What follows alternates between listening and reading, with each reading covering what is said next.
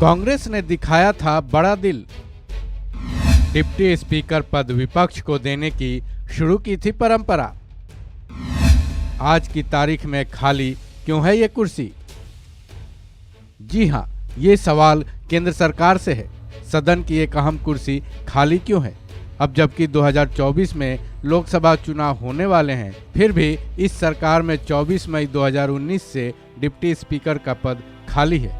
आखिर ऐसा क्यों है कि जब बीजेपी की सरकार में 303 सीटें हैं, फिर भी लोकसभा के डिप्टी स्पीकर की कुर्सी का खाली रह जाना हैरानी पैदा करता है। हालांकि इसको लेकर सुप्रीम कोर्ट में एक PIL भी डाली गई है, जिस पर सुनवाई कर देश की आला अदालत ने 2 हफ्ते के भीतर मोदी सरकार से जवाब भी मांगा है। डिप्टी स्पीकर का पद विपक्ष को देने की परंपरा कांग्रेस ने शुरू की थी। इसका श्रेय PV नरसिंह राव को जाता है। 1991 में जब वो देश के प्रधानमंत्री बने थे, तब उन्होंने एक नई परंपरा को जन्म दिया था। उन्होंने लोकसभा के डिप्टी स्पीकर का पद विपक्ष को देने की शुरुआत की थी। इससे पहले सत्तारूढ़ दल के पास ही स्पीकर और डिप्टी स्पीकर का पद रहा करते थे।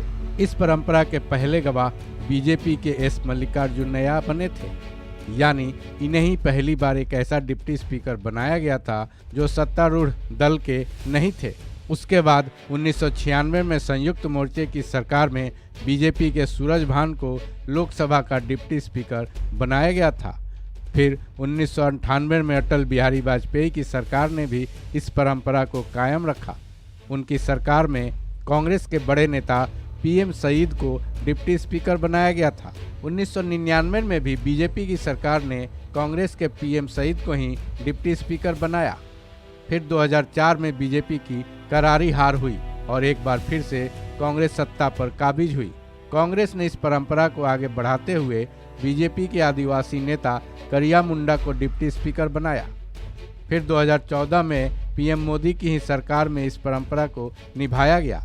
उस समय AIADMK के M थम्बुदुरई को डिप्टी स्पीकर बनाया गया था, लेकिन 2019 में अचानक इस परंपरा पर PM मोदी सरकार ने ब्रेक लगा दिया। संविधान के अनुच्छेद 93 में डिप्टी स्पीकर के चयन, उनकी जिम्मेदारियों और अधिकारियों का विस्तार से जिक्र है। जहां स्पीकर का चुनाव लोकसभा की बैठक के तीसरे दिन होता है, वहीं डिप्टी स्पीकर का चुनाव अगले सत्र में किया जाता है।